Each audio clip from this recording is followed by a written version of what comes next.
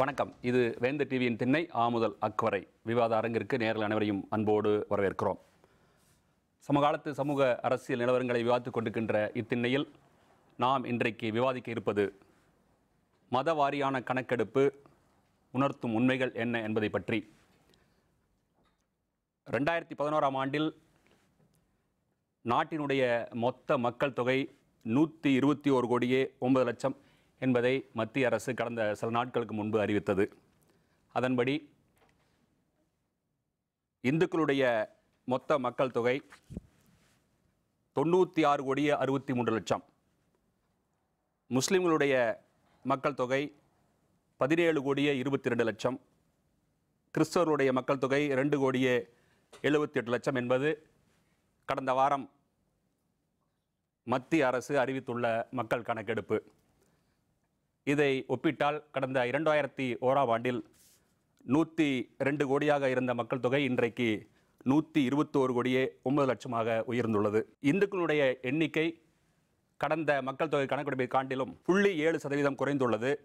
முஸ்லிம்களுடைய மக்கள் தொகை 0.8% அதிகரித்துள்ளது.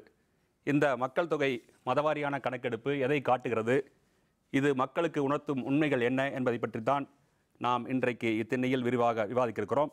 அதற்காக நமது திண்ணைக்கு பாஜகவினுடைய ஆதரவாளர் திரு நித்யானந்தம் அவர்களும், இந்திய கம்யூனிஸ்ட் கட்சியிலிருந்து திரு வீரபாண்டியன் அவர்களும், இந்திய ஜனநாயக கட்சியிலிருந்து திரு பாலு அவர்களும், இந்திய தேசிய முஸ்லீம் லீக் கட்சியிலிருந்து திரு ஜவஹர் அலி அவர்களும் நமது அரங்கிற்கு வருகை தந்திருக்கிறார்கள்.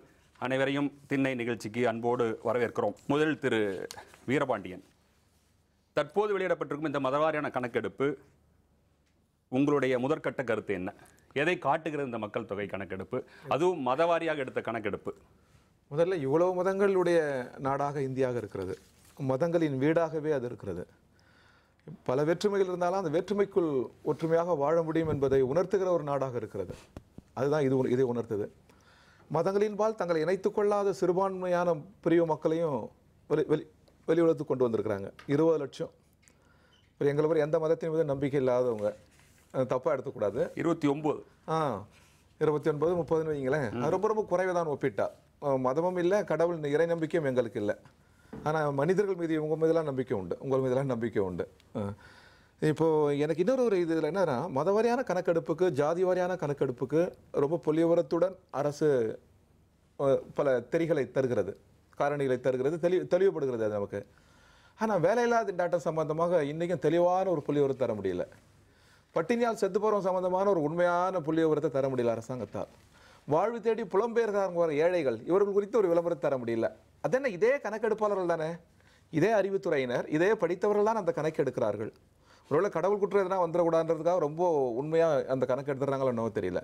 ஏன்னா ஒரு கொஞ்சம் பேர் விடுபட்டு இருந்தாலும், மதம் சாராதவர் இருந்தாலும் கூட அந்த கணக்கு தெளிவாக சொல்ல முடிகிறது. ஆனால் வாழ்வியல் சார்ந்த பெரும் நெருக்கடிக்குள்ளாகிற எளிய ஏழைகளின் வாழ், எவ்வளோ பேர் தற்கொலை பண்ணிக்கிட்டாங்க விவசாயிகள்னால் அந்த விவரம் வரமாட்டுது. அப்புறம் ஒரு 10-12 இடங்களில் அது வேறுபடுகிறது. இது நமக்கு ஒன்றும் புரியல. எது எப்படியோ இந்தியா உலக நாடுகளில் எந்த நாடுகளிலும் இல்லாத ஒரு பெரும் நல்லியல்பை கொண்ட நாடு. மதங்கள் எல்லோரும் கூடிய வாழ்வதற்குரிய நல்லியல்பு கொண்ட ஒரு நாடாக இந்த நாடு இருக்கிறது. மதத்தை நம்புகிறவர்கள், இறையியல் மீது நம்பிக்கை கொண்டவர்களும் வாழ முடியும், அதற்கு நேர் எதிர் கருத்துள்ளவர்களாலும் வாழ முடியும் என்கிற பூமியாக இந்த பூமி இருக்கிறது. விரிவாக பேசுவோம். திரு ஜவஹர் அலி, பாரதிய ஜனதா கட்சி ஆட்சி பொறுப்பை ஏற்றதற்கு பிறகு இந்தியாவிலே மத கலவரங்கள் அதிகரித்துள்ளது. மத ரீதியாக மக்களை பிரித்தாளும் சூழ்ச்சி நடந்து கொண்டிருக்கிறது. அதன் தொடர்ச்சியாகத்தான் இந்த மத ரீதியான கணக்கெடுப்பை இவர்கள் காட்டியிருக்கிறார்கள். கணக்கெடுப்பு எடுக்கும் பொழுது ஜாதி ரீதியாகவும் மத ரீதியாகவும் கணக்கெடுப்பை நடத்தினார்கள். ஆனால் அவர்கள் காட்டியிருப்பது மத ரீதியான கணக்கெடுப்பை மட்டுமே. ஏனென்றால் எதிர்வரும் பீகார் தேர்தலை கருத்தில் கொண்டு அங்கே இந்துக்களை மீண்டும் முஸ்லிம்கள் மீது எதிரான கருத்துக்கள் உடையவர்களாக ஆக்க வேண்டும் என்பதற்காக அவர்களை இந்த கணக்கெடுப்பு ஒன்லி மத ரீதியான கணக்கெடுப்பை காட்டியிருக்கிறார்கள் என்பதே நான் கருத்தில் கொள்ளல. கணக்கெடுப்பு பார்த்தீங்கன்னா வந்து யூபிஏ கவர்மெண்ட் செஞ்ச விஷயம் இது இல்லையா? இன்னைக்கு வெளியிட மட்டும்தான் வந்து பாரதிய ஜனதா அரசு வெளியிட்டது ஏன் இரண்டையும் ஜாதி ரீதியான கணக்கெடுப்பையும் ஏன் வெளியிடவில்லை என்பதுதான் எங்களுடைய கேள்வி. அது மட்டுமல்ல, இந்தியாவிலே இந்த கணக்கெடுப்பே நாங்கள் தவறு என்கின்றோம். இந்தியாவிலே முஸ்லிம்கள், அதாவது 121 கோடி மக்கள் தொகையிலே இந்துக்கள் 96 கோடி, அதாவது வந்து 80% இந்துக்கள் வாழ்கிறார்கள். இஸ்லாமியர்கள் 17 கோடி 14.2% வாழ்கிறார்கள். இந்த கணக்கெடுப்பை தவறு என்கிறேன். 1947க்கு பிறகு இஸ்லாமியர்களை குறைந்த அளவிலே கணக்கெடுத்து காட்டிக் கொண்டு இருக்கின்றார்கள். ஏனென்றால் தொழில் ரீதியாக வேலை வாய்ப்புகளில் இஸ்லாமியர்கள் இந்தியாவிலே 2%க்கு குறைவானவர்கள் வேலை வாய்ப்பில் இருக்கிறார்கள். அதிலும் குறிப்பாக எடுத்துக்கொண்டால், ராணுவத்தை எடுத்துக்கொண்டால் எண்ணக்கூடிய அளவிலே தான் இஸ்லாமியர்களும் கிறிஸ்தவர்களும் இருக்கிறார்கள். விரிவா பேசுவோம் திரு நித்யானந்த். தேவையில்லாம வந்து இன்னைக்கு ஒரு கணக்கெடுப்பை வந்து இன்னைக்கு இந்த அரசாங்கம் வெளியிட்டு இருக்கு. அதுவும் பீகார் தேர்தலை வந்து மனசில் வச்சு இந்த கணக்கெடுப்பை வெளியிட்டு இருக்கிறாங்க அரசாங்கம் மாதிரி ஒரு குற்றச்சாட்டை ஜவஹர் அலி சொல்றார். உங்களுடைய பார்வையில்? அடிப்படையிலே ஒரு உண்மையை நாம் தெரிந்து கொள்ள வேண்டும்.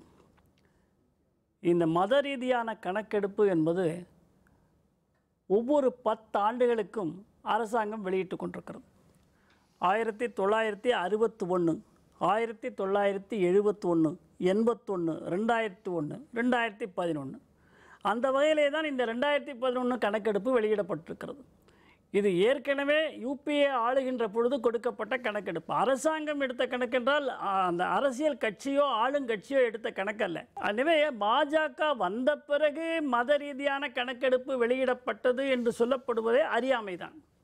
ஒவ்வொரு 10 ஆண்டுகளுக்கும் இது வெளியிட்டு கொண்டு தான் இருக்கிறது. யூபிஏ தேர்தல் நெருங்கி இருக்கிறது என்ற காரணத்தை காட்டி அதை வெளியிடவில்லை. அதில் என்ன பாதகம் ஏற்படுமோ தெரியவில்லை. உண்மையான ஒரு தகவலை வெளியிடுவதிலே தவறு கிடையாது. ஒரு சமுதாயம் இத்தனை இருக்கிறது, இவ்வளவு எண்ணிக்கையிலே இருக்கிறது, இவ்வளவு விழுக்காடு பெருகி இருக்கிறது, இவ்வளவு விழுக்காடு குறைந்து இருக்கிறது என்று மக்களுக்கு சொல்லுகிறோம், அவ்வளவுதான். அதில் எந்தவித உள்கருத்து உள்நோக்கம் கொண்டு நாம் இன்றைக்கு கற்போம் என்று சொன்னால் 50 ஆண்டுகளாக அந்த உள்நோக்கம் இருந்திருக்கிறது என்றுதான். இந்த கணக்கெடுப்பு வந்து யூபிஏ பண்ணதுங்கிறதுல மாற்று கருத்து இல்லை.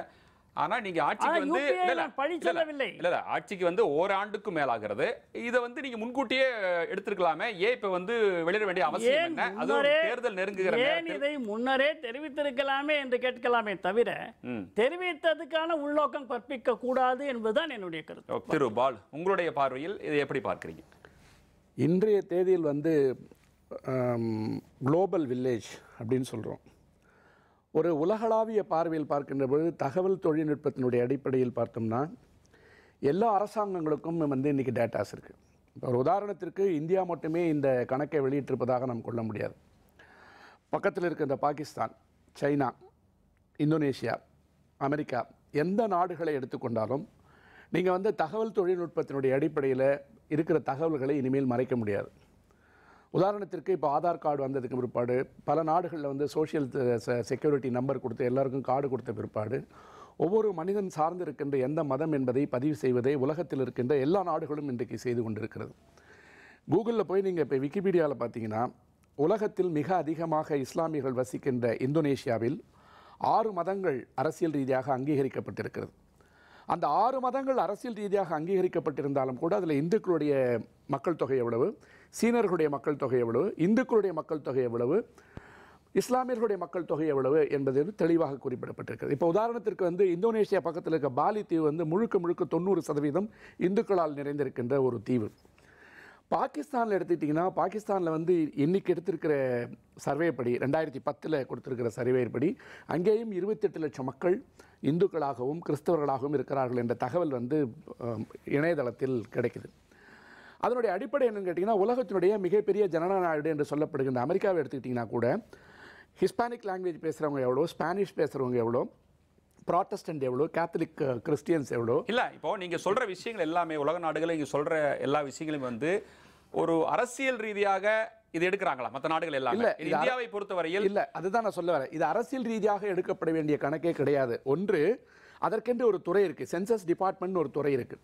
இப்போ பாரதியாரே வந்து என்ன சொல்லியிருக்காரு, உங்களுக்கு 30 கோடி முகமுடையாள் அவள் மெய்ப்புறம் ஒன்றுடையாள், செப்பு மொழி 18 எனில் சிந்தனை ஒன்றுடையாள். அது வந்து யூனிட்டி இன் டைவர்சிட்டியினுடைய தத்துவம் தான் அது. ஆனால் ஒரு அரசாங்கம் என்பது தன்னிடம் இருக்கின்ற மக்கள், இப்போ உதாரணத்திற்கு வந்து நிறைய கம்ப்ளைண்ட் இருக்குது. இப்போ அசாம் பக்கம் போனீங்கன்னா பங்களாதேஷ்லேருந்து ரீபேட்ரியேட் ஆகி வந்தவங்க எவ்வளோ பேர், பாகிஸ்தான்லேருந்து வந்தவங்க எவ்வளோ, இந்த அகதிகள் எவ்வளோ பேர், இவங்களுக்கு ஓட்டுரிமை கொடுக்கப்பட்டிருக்கா, அவங்க இந்தியாவினுடைய குடிமக்களாக எந்த கணக்குமே இல்லை. அதனுடைய அடிப்படையில் பார்க்கும்போது இது நம்ம வந்து டேட்டாஸாக தான் பார்க்கணும்.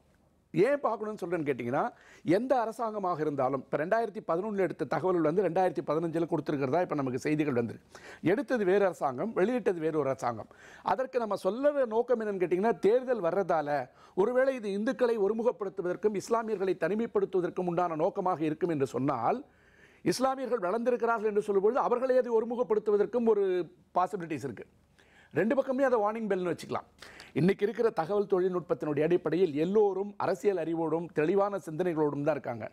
இந்த இடத்துல நமக்கு என்ன தேவைன்னு கேட்டிங்கன்னா, கோ எக்ஸிஸ்டிங் அப்படின்றது வந்து இந்தியாவினுடைய மிகப்பெரிய பலம். இப்போ தோழர் என்ன சொன்னாங்க, இந்தியாவினுடைய மிகப்பெரிய பலம் மதத்தை ஒத்துக்கொள்ளாத என்னையும் ஏற்றுக்கொண்டிருக்கிறார்கள், மதம் சாராத எல்லோரையும் ஏற்றுக்கொண்டிருக்கிறார்கள், அக்னாஸ்டிக்ஸ் ஏத்திஸ்ட் என்பவர்களுக்கெல்லாம் தனி இடம் இருக்கிறது. அமெரிக்கன் கவர்மெண்ட் கொடுத்துருக்கிற ஸ்டாட்டிஸ்டிக்ஸில் நீங்கள் உள்ளே போய் பார்த்தீங்கன்னா, ரிலீஜியஸ் படி கொடுத்துட்டு வந்துட்டு எல்ஜிபிடிக்கு தனியாக எவ்வளோ பர்சன்டேஜ் இருக்குன்னு கொடுத்துருக்காங்க. அந்த அளவுக்கு அவங்க பர்சன்டேஜ் எடுத்திருக்காங்க. விரிவாக பேசுவோம் ஜவஹர் அலி. அதாவது இந்த ரெண்டு மதத்தை வந்து பேலன்ஸ் பண்ணுறதா என்னுடைய நோக்கமே ஒழிய வந்து ஒரு இந்துக்களை வந்து குறைச்சோ அல்லது முஸ்லீம்களை அதிகப்படுத்தி காமிச்சோ இந்த அரசியல் ரீதியான ஒரு ஒரு ஒரு பேச்சு இல்லை அப்படிங்கிற மாதிரி திரு பாலு சொல்கிறாங்க. நிச்சயமாக. அதாவது வந்து 1900 சுதந்திரம் அடைந்ததற்கு பிறகு 1947 முஸ்லிம்களை, இந்தியாவில் வாழக்கூடிய முஸ்லிம்களை குறைத்து காட்டுவதே இவர்களுடைய பழக்கமாக இருக்கின்றது. இப்போ இல்ல, ஏனென்றால் இந்தியாவிலே இருக்கக்கூடிய இஸ்லாமியர்கள் இன்னைக்கு கொடுத்திருக்கிற வந்து மக்கள் கணக்கெடுப்பு பாத்தீங்கன்னா முஸ்லிம்கள் அதிகப்படி தான காமிச்சிருக்கு, குறைச்சு காமிக்கலையே. இதோட அதிகம் நீங்க சொல்ல வரீங்களா? நிச்சயமாக. அதாவது கணக்கெடுப்பே தவறு என்று சொல்கிறேன். ஏனென்றால் இந்தியாவிலே வாழக்கூடிய இஸ்லாமியர்கள் கல்வியில், வேலை வாய்ப்பில் பின்தங்கி இருப்பதால் அவர்கள் சாலை ஓரங்களில் வசிக்கிறார்கள். அந்த கணக்கெடுப்பை அவர்கள் சரியான முறையில் நடத்தவில்லை. இந்தியாவிலே இஸ்லாமியர்கள் 20% இருப்பார்கள் என்றுதான் என்னுடைய கருத்து. ஆனால் அது இப்போது வந்தது இல்லை. இப்பொழுது 10 ஆண்டுகளில் இந்தியாவினுடைய இஸ்லாமியர்களுடைய பிறப்பு விகிதம் குறைந்திருக்கிறது, குழந்தை பிறப்பு விகிதம் குறைந்திருக்கிறது, மரண விகிதம் அதிகரித்திருக்கிறது. காரணம் என்னவென்றால் வறுமை, விரைவிலேயே மரணம் அடைந்து விடுகிறார்கள். அவர்களுக்கு சரியான இருப்பிட வசதிகள் இல்லை என்பதுதான் உண்மையிலும் உண்மை. அது மட்டுமில்ல, அரசாங்கம் இஸ்லாமியர்களை எப்பொழுதுமே புறந்தள்ளி கொண்டு வருகிறது. காங்கிரஸ் அரசாங்கம் இருந்தாலும் சரி, அது பிஜேபி அரசாங்கமாக இருந்தாலும் சரி, முஸ்லிம்கள் ஒதுக்கப்படுகிறார்கள். வீரபாண்டியன், அதாவது குறைச்சு மதிப்பிடுறாங்க எங்களை, அதாவது கணக்கெடுப்பு கூடங்கிற மாதிரி. காரணம் என்ன? வேலை வாய்ப்புகளில் இஸ்லாமியர்கள் 2% குறைவானவர்கள் இருக்கிறார்கள். அதை காரணம் காட்டிதான் அவர்கள் குறைத்து மதிப்பிட்டு காட்டுகிறார்கள். வீரபாண்டியன் இல்லை, அவரது அந்த உள்ள குமுறல் மிக மிக நியாயமானது, உண்மையானது. அதுக்குள்ள ஒரு அரசியல் இருக்கு. ஆனால் எவ்வளோ ஜாதி எவ்வளோ மதம் என்பதில் வந்து பெரிதாக மூடி மறைத்து விட முடியாது. அது தட்டுதலியாக வெளியில் வந்துவிடும். ஆனால் பொருளாதார ரீதியாக, சமூக ரீதியாக, அரசியல் ரீதியாக ஒடுக்கப்பட்ட பிரிவில் அவர்கள் இருக்கிறார்கள். நமது அந்த சமூக பிரமிட்டு தேர்களில் கீழ் மிதிபடுகிற மக்கள் 2 பேர் தான். ஒன்று தலித், இன்னொன்று முஸ்லீம் சிறுபான்மை. சச்சார் கமிட்டி மிக தெளிவாக சொல்லியிருக்கு. அரசியல் அவர்களுக்கு என்ன இடம்? 0.1% இருக்குதா? நிலம் எடுத்துக்கோங்க, செல்வ வளங்கள் எடுத்துக்கோங்க, வங்கியில் போட வச்சிருக்கிற பணங்களை எடுத்துக்கோங்க, நீங்கள் வாழ்க்கை வளங்கள் எல்லாவற்றிலும் பின்தங்கி இருக்கிறாங்க. அது எல்லா அறிஞர்களும், எல்லா அறிவு நிறைந்தவர்களும் ஒப்புக்கொள்கிறார்கள். அதோடு நான் உடன்படுகிறேன். ஆனால் இதில் என்னன்னா, இன்னொரு உண்மை அவர் சகோதரர் சொன்னது போல் மதமாற்றம் செய்கிறார்கள், இந்துக்களை வந்து முஸ்லீமுக்கும் கிறிஸ்துவ மதத்துக்கும் மாற்றம் செய்கிறார்கள் ஓயாமல் RSS சங் பரிவார் கூட்டம் கூச்சலிட்டது. அது பொய்யின் நிறுவனமாக இருக்குது. 1% கூட இல்லை பாருங்கள், சதவீதத்தில் வரல. இந்தியாவில் 120-130 கோடி மக்கள் தொகை கொண்ட ஒரு நாட்டில் இது சதவீதத்துக்குள்ளே அடங்காதது. எனவே இது பொய்யாகிவிட்டது. அவரவர் மதத்தில் இருக்கிறாங்க. என்ன முயற்சிகள் செய்தாலும் மாற்றம் என்பது நடைபெறவே இல்லைன்னு ஒரு சதவீதத்திலே வரல. நீங்க அதாவது 120 கோடி மக்கள் சதவீதத்தை விடுங்க, பொதுவான ஒரு கருத்து. அந்த முயற்சிகள்லாம் இருக்கு, எல்லா தரப்பிலும் அந்த முயற்சிகள் இருக்கு. இந்துக்கள் இருக்கு, எல்லாரிடம் இருக்கு, எல்லாரும் அதை விரும்புகிறார்கள். ஆனால் அதை மீறி மக்கள் வந்து அவரவர்கள் மதங்களில் நம்பிக்கையோடு தான் இருக்கிறாங்க. பெரிய அளவில் அந்த போன்ற முயற்சிகளில் ஒரு மதத்தை அழித்து விட முடியாது, ஒரு மதத்தை உருவாக்கி விட முடியாது, வளர்ச்சி அடைந்து விட முடியாது தான் எடுத்துக்காட்டாக இந்தியா இருக்குதுன்னு நான் சொல்ல வந்தேன். எனக்கு இன்னொன்று என்னன்னா, அவர் சொன்னதில் நான் செகண்ட் பண்ணுறேன். மதம் என்ன, ஜாதியை பற்றியும் நீங்கள் சொல்லி ஆகணும். ஏன்னா மதம் வேறு ஜாதி வேறு இல்லை. இந்தியாவை பொறுத்த வரைக்கும் இந்து மதத்தின் மூச்சுக்காற்றே ஜாதி தான். டாக்டர் அம்பேத்கர் சொல்கிற மாதிரி ஜாதி இல்லைன்னா இந்து மதம் உயிர் வாழாது. ஏன்னா இந்த ஜாதி முறைகளை கட்டமைத்தது மனு தான் கட்டமைத்தார். அதை வந்து எல்லாருமே உயர்ந்த இந்து மதத்தில் இருக்கிற எல்லோருமே ஒப்புக்கொள்கிறார்கள், மறுப்பதற்கில்லை. அப்படி இல்லை, அதெல்லாம் இல்லை, பொய் அப்படின்னாக்கா நீங்கள் ஒரு புதிய மனுவை எழுதியாகணும். முகத்தில் பிறந்தவன், ஒடுக்கப்பட்ட தலித் அப்படின்னு ஒரு புதிய மனு எழுதணும். தயாரா? தோலிலும் பிறக்கவில்லை, மார்பிலும் பிறக்கவில்லை, எல்லோரும் தாய் வயிற்றில் பிறந்திருக்கிறார்கள். ஒரு மதம் சொல்லணும் பகிரங்கமா. இல்ல இப்ப நான் என்ன ஜாதி வாரியான ஒரு கணக்கெடுப்பு நீங்க கொடுக்கணும்னு சொல்றீங்க. மத ரீதியான எடுத்த கணக்கெடுப்புக்கே இவ்வளவு எதிர்ப்புகள், இவ்வளவு குரல்கள் ஒலித்துக் கொண்டிருக்கிறது. இப்ப ஒரு ஜாதி ரீதியா எடுத்தா ஒரு நாட்டில் பிளவுங்கிற மாதிரி ஒரு நிலை வராதா? இல்ல அதனால் நாட்டுல பிளவு வந்துடாது. இப்ப இந்தியாவில் வந்து ஏன்னா இடஒதுக்கீடு கேட்டு போராட்டம் பண்ணி இன்னைக்கு இவ்வளவு இடஒதுக்கீடுகள் நம்ம தொடர்ந்து நம்ம பார்த்துட்டு வரோம். ஒவ்வொரு ஜாதிக்கு எனக்கு இவ்வளவு வேணும்னு சொல்லிட்டு இந்த போராட்டங்கள் மறுபடியும் வராது என்ன நிச்சயம் சொல்ல வர்றீங்க? நம்ம நாடு பல மொழி, பணமிலம், பல ஜாதி, பல்வேறு கலாச்சார முறைமைகளால் ஒரு கூறுபட்டு நின்றாலும் கூட ஒரு ஒற்றுமைக்கான காரணம் ஏராளமாக இருக்கிறது. இதுபோல் ஒரு சகிப்புத்தன்மை நாடு உலகத்தில் வரும் இல்லை. எல்லாவற்றுக்கும் மேலே அரசியல் சாசனம் இருக்குது பாருங்க, பொலிட்டிக்கல் டெமோக்ரஸி, இது போல உலகத்தில் இல்லை. இப்போ நான் வந்து நானும் ஒன்று தான், நானும் சங்கராச்சாரியன் ஒன்று, ஒரு வாக்கு ஒரு மதிப்பில். நீங்கள் அதில் வந்து நான் அம்பானியா நானும் ஒன்று தான், ஒரு வாக்கு ஒரு மதிப்பில். ஆனால் சமூகத்தில் அது இல்லை, அதான் அவர் சொல்ல வராரு. பொருளாதாரத்தில் அது இல்லை, பொருளாதாரத்திலையும் அது இல்லை. அப்போ சமூகத்தில் அதை பற்றி ஒரு ஆய்வு செய்தாகணும் இல்லையா? அந்த ஆய்வுக்கு ஒரு உண்மையான ஒரு பரிசோதனைகள் நடைபெறணும், கணக்கெடுப்புகள் நடைபெறணும்னு சகோதரர் சொல்வதாக தான் எடுத்துக்கொள்ள வேண்டுமே தவிர அது முற்றிலும் குறையாக எடுத்துக்கொள்ளக்கூடாது. தொடர்ந்து பேசுவோம். ஒரு சிறிய பிறகு மீண்டும் திண்ணை தொடரும்.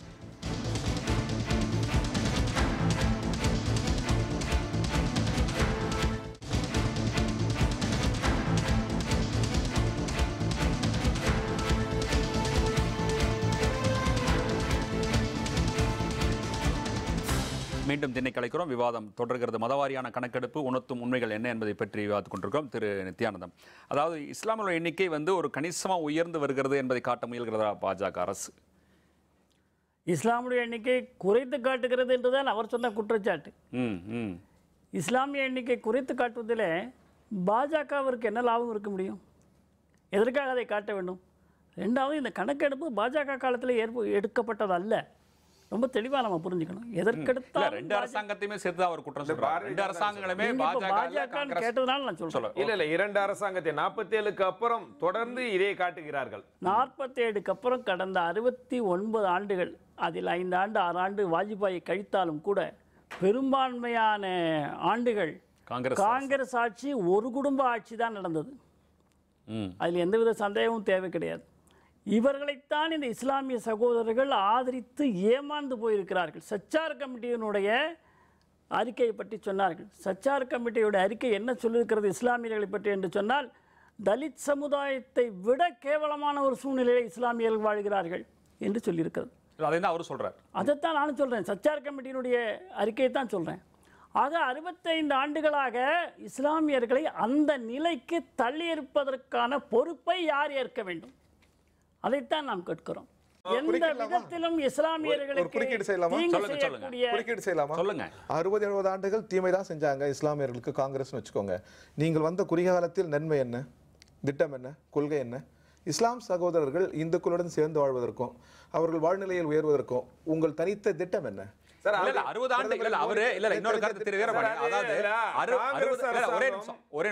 ஆண்டுகளுக்கு மேலாக காங்கிரஸ் அரசாங்கம் இருந்திருக்கிறது. ஒரு 5 ஆண்டு காலம் வாஜ்பாய் அரசாங்கம் இருந்திருக்கிறது. ஆனால் நாங்க வந்து ஓராண்டு காலம் ஆகியிருக்கிறது. என்ன போய் நீங்க எப்படி இந்த கேள்வி கேட்கலாம்? ஒரு என்ன பதில் சொல்ல? ஒரு நாள் போதும். ஒடுக்கப்பட்ட மக்களுக்கு வாழ்க்கை அளிப்பதற்கு ஒரு நாள் போதும். ஒரு சொட்டு மை போதும். பெரும் திட்டங்களை பிரதமரால் நிறைவேற்ற முடியும். ஒரு சொட்டு மையில நாட்டினுடைய வளங்களை எல்லாம் நீங்கள் கையகப்படுத்த துடிக்கிறீங்க இல்லையா? அதுபோல் நிலமில்லாத ஏழை முஸ்லீம்களுக்கு வந்து நிலம் பகிர்ந்தளிக்கப்படும் ஒரு சட்டத்தை போட முடியும். சார் காங்கிரஸ் ஒரே ஒரு நிமிஷம் சார் சொன்னதுக்காண்டி சொல்றேன். காங்கிரஸ் அரசாங்கம் இஸ்லாமியர்களுக்கு பெரிய அளவில் எது செய்து விட்டது என்று நாங்கள் நினைக்கவே இல்லை. அவர்கள் எங்க சட்டை கைலி எல்லாம் பிடிக்கிட்டாங்க. இவர் இருக்கக்கூடிய கோமணத்தை உருவி எடுக்கிறாங்க பிஜேபி. 65 ஆண்டுகளாக இஸ்லாமியர்கள் இந்த நிலையில இருப்பதற்கான பொறுப்பேற்க வேண்டிய கடமை இந்த நாட்டை ஆண்ட பெரும்பான்மையான ஆண்ட கட்சிக்கு, காங்கிரஸ் கட்சிக்கு உண்டு. அந்த காங்கிரஸை முழுமையாக பகிரங்கமாக ஆதரித்த கம்யூனிஸ்ட் கட்சிகளுக்கும் உண்டு, இஸ்லாமிய சகோதரர்களுக்கும் உண்டு. நான் இதை குற்றச்சாட்டாக சொல்லவில்லை. நாம் புரிந்து கொள்ள வேண்டும். இப்பொழுது மோடி அவர்களுடைய தலைமையிலே ஒரு ஆட்சி, முழுமையான ஒரு மாற்றம் வேண்டும் என்று மக்கள் வாக்களித்து அமர வைத்திருக்கின்றார்கள். இல்ல அதுல ஒரு மாற்று கருத்து இல்லை. ஆனா ஓராண்டுக்கு மேலாகியும் கூட இந்த ஒரு கணக்கெடுப்பை நீங்க வெளியிடல. இன்னைக்கு வெளியிட வேண்டிய அவசியம் என்னன்னா திரும்ப திரும்ப நான் கேட்கிறேன். அல்ல, ஒவ்வொரு முறையும் வெளியிடக்கூடியது தானே இது. ஒவ்வொரு முறையும் 10 ஆண்டுகளுக்கு ஒரு முறை வெளிவந்து கொண்டிருந்த கருத்து கணிப்பு அந்த அறிக்கை தானே இது. புதிதாக பாஜக ஏதாவது அறிக்கை விட்டிருக்கிறதா? இல்ல ஓராண்டுக்கு மேல பாத்தீங்கன்னா நீங்க ஒரு பிரதமர் ஏன் தேங்கி நிக்கிறது அந்த கேள்விதான் என்று கேட்க வேண்டும். அந்த கேள்விதான் ஏன் தாமதித்தீர்கள் என்று கேட்க கூடாது. ஏன் தாமதம்? வெளியிடுவதிலே உள்நோக்கம் என்ன என்று கேட்கக்கூடாது, அது தவறு. சரி, பீகார் தேர்தலுக்காக வெளியிட்டார்கள், கருத்து வந்தது. பீகாரிலே கணக்கெடுப்பிலே வந்திருக்கக்கூடியது சுவையான ஒரு செய்தி என்னவென்று சொன்னால், இஸ்லாமிய சகோதரர்களும் இந்து சகோதரர்களும் ஒரே அளவிலே சமமான வளர்ச்சியிலே இருக்கிறார்கள். அங்கே எவருக்கும் இது லாபம் கிடையாது. நீங்கள் ஒப்பிட்டு பாருங்கள், புள்ளி விவரங்களை பாருங்கள். தவற சொல்றாரு. வளர்ச்சி விகிதம் 28% இஸ்லாமியர்கள் பீகாரில் உயர்ந்திருக்கிறார்கள் என்று கணக்கெடுப்பு இப்பொழுது காட்டுகிறது. அது எதுக்குன்னா, இப்படியே போனா இஸ்லாமியர்கள் அதிகரித்து விடுவார்கள் என்று இந்து மக்களிடையும் ஒரு வெறுப்புணர்ச்சியை ஊட்டுவதற்காகத்தான் இந்த அறிவிப்பையும் இப்போது இந்த பீகார் தேர்தலை கருத்தில் கொண்டு பிஜேபி அரசாங்கம் முரணா இருக்கிறது. குறைத்து சொன்னார்கள் என்று சொல்லுகிறார், பீகாரிலே கூட்டி சொல்லி வளர்ச்சி விகிதத்தை சொல்றாரு, தெளிவா சொல்றாரு. வளர்ச்சி விகிதத்தை வந்து சொல்றாரு அவர். ஆரம்ப காலகட்டத்தில் இருக்கக்கூடிய விஷயம் வேற. புள்ளி விவரங்களையே அரசியல் கட்சிக்கு சம்பந்தம் இல்லாத புள்ளி விவரம் அவர் அழகாக சொன்னார்கள் பாலு அவர்கள். இதற்கென்று அரசு இயந்திரம் இருக்கிறது, செயல்பட்டு கொண்டிருக்கிறது. எந்த ஆட்சி வந்தாலும் அது செயல்படும். இந்த இப்படியான புள்ளி விவரங்கள் வேண்டும் என்று எல்லா நாடுகளிலுமே இருக்கிறது. திரு பாலு, அதாவது இந்த தகவல் வெளியிடப்பட்டதுக்கு வந்து ஒரு அரசியல் ரீதியான காரணங்கள் இருக்குன்னு நினைக்கிறீங்களா உங்களுடைய பார்வையில்? நான் முன்னாடியே சொன்னதான், அரசியல் ரீதியான காரணம் இருக்குன்னு சொல்லி எடுத்துக்கொண்டாலும் கூட சிறுபான்மை மக்கள் எங்களை பழிவாங்குகிறார்கள் என்ற எண்ணம் சகோதரர்களுக்கு இருக்குமானால் அவர்களை ஒற்றுமைப்படுத்துவதற்கும் இந்த புள்ளி விவரம் உதவும் தான் சொல்றேன் நான். கன்சாலிடேட் பண்றதுக்கு இப்போ அவங்களுக்கு உள்ளுக்குள்ள அப்படி ஒரு அச்சம் இருக்குமானால் அவர்களை ஒற்றுமைப்படுத்துவதற்கும் இந்த கணக்கு உதவும். இன்னைக்கு வந்து நம்ம வந்து அதிகமா இருக்கோம், நம்ம வளர்ந்திருக்கோம், நாம் நினைத்தால் ஒரு மாற்றத்தை கொண்டு வர முடியும் என்கின்ற ஒரு பாசிட்டிவ் சிந்தனையை அந்த பக்கம் கொடுக்கலாம். இப்போ அது தவிர்க்கவே முடியாது. நான் என்ன சொல்றேன், இந்த அவர் சொல்ற விஷயம் இல்ல அவங்க சொல்றது உயர்ந்திருக்கு வந்து எங்களுடைய ஒரு மதம் ரீதியான நாங்க வந்து மக்கள் தொகை அதிகமா இருக்கு, பட் சமூக பொருளாதார வளர்ச்சியில் நாங்க பின்தங்கி தான் இருக்கிறோம், இன்னைக்கு ரொம்ப மோசமான சூழ்நிலை இருக்கிறோங்கிற மாதிரி ஒரு கருத்து சொல்றாரு. இல்ல அது பேசுறது உண்மை, அது ஆனா அது பேசுறதுக்கான தளம் இது கிடையாது. இப்போ நம்ம பேசுகின்ற ஒன்றே ஒன்று, அரசாங்கம் எடுத்திருக்கின்ற கணக்கை வெளியிட்டதில் உள்நோக்கம் இருக்கிறதா, இது அரசியலுக்காக பயன்படுகிறதா, அவ்வளவுதான் கேள்வி. சரிங்களா? அதனுடைய அடிப்படையில் நான் சொன்ன கருத்து தான், உலகத்தினுடைய எந்த நாடும் இதிலிருந்து தப்பிக்க முடியாது இன்னைக்கு. ஏன்னா சென்சஸ் எடுக்கிறதுன்றது வந்து இப்போ சகோதரர் சொன்னதில் எனக்கு ஒரு சின்ன கருத்து வேறுபாடு இருக்குது. நிறைய கணக்கை விட்டுட்டு எடுக்கிறாங்கன்னு சொன்னாங்க, அது முடியாது. ஏன்னா எல்லாருக்கும் ரேஷன் கார்டு இருக்குது, எம்ப்ளாய்மெண்ட்ல இருக்கிறவங்களுக்கு பதிவு இருக்கு, வீட்டில் இருக்கிறவங்களுக்கு பதிவு இருக்கு. அப்பா சாலை ஓரங்களில் இருக்கிற வட மாநிலங்களில் இஸ்லாமியர்கள் அதிகமாக சாலை ஓரங்களில் வாழ்கிறார்கள், அவருடைய கணக்கெடுப்பு நடத்துவதில்லை. இதுல ஒண்ணு என்ன தெரியுமா, இந்தியாவிலே 10 மில்லியன் மக்கள் வந்து வெளிநாடுகளில் போயிருக்காங்க. இந்தியாவில் இருந்து 10 மில்லியன் மக்கள் வெளிநாடுகளில் வசிக்கிறார்கள். பெரும்பாலானவர்கள் இந்துக்கள். அமெரிக்காவில் 2 மடங்கு இந்துக்கள் உயர்ந்திருக்கிறார்கள், ஐரோப்பாவிலும் உயர்ந்திருக்கிறார்கள். அப்படி இருக்கும்போது இப்பொழுது குறைத்து காட்டி இருப்பது இது ஏதோ இந்துக்கள் குறைந்திருக்கிறார்கள் என்ற அர்த்தம் இல்லை. இவர்கள் வெளிநாடுகளில் வேலை செய்கிறார்கள் என்றது அர்த்தம். அவர்கள் இங்கே கணக்கெடுப்பை அவர்கள் சேர்த்துக் கொள்வதும் இல்லை. திருபாலு இல்ல, வெளிநாடுகளில் வேலை செய்கிறவங்க வந்து எல்லா மதத்திலும் இருக்காங்க. வளைகுடா நாடுகள் எடுத்துக்கிட்டீங்கன்னா இஸ்லாமியர்கள். அப்படி பாத்தீங்கன்னா கேரளாவில் பாப்புலேஷன் இருக்காது. வளைகுடா நாடுகளில் வந்து இன்னைக்கு கேரளைட் பாப்புலேஷன் இல்லாமல் அந்த ஒரு ஸ்டேட் கிடையாது. அப்போ பார்த்தா கேரளாவில் ஆளுங்களே இருக்காது. ஏன்னா அதையும் தாண்டி நீ கேரளாவில் வந்து முஸ்லீம்களுடைய இது வந்து அதிகமாக இருக்கு. எப்படி இருந்தாலும் கூட எந்த இடத்துல இருந்தாலும் கூட தங்களுடைய பதிவை வந்து இன்னைக்கு செய்ய முடியும். இப்போ ஒரு சின்ன புள்ளி விவரம் கொடுக்குறேன்.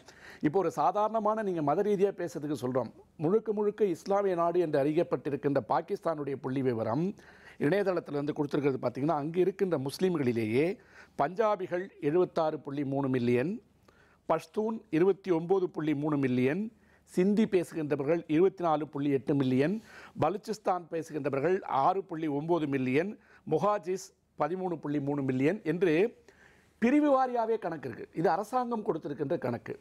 பிரிவு வாரியா இனக்குழு ரீதியாக கணக்குகள் கிடைக்கும் போது இதில் வந்து ஆப்கன்கள் மட்டுமே 1.7 மில்லியன் வந்து பாகிஸ்தானில் இருக்காங்க, ஆப்கானிஸ்தானை சேர்ந்தவர்கள். இப்போ மலாலா கூட பஷ்டூன் இனத்தை சார்ந்தவர் தான். அவங்க வந்து அந்த பஷ்டூன் இனத்தை சார்ந்தவர்களுக்கு கொடுக்கப்படுகின்ற டிஸ்கிரிமினேஷன் என்ன அப்படின்னு சொல்லும்போது தான் அந்த துப்பாக்கி சூடே நடக்குது.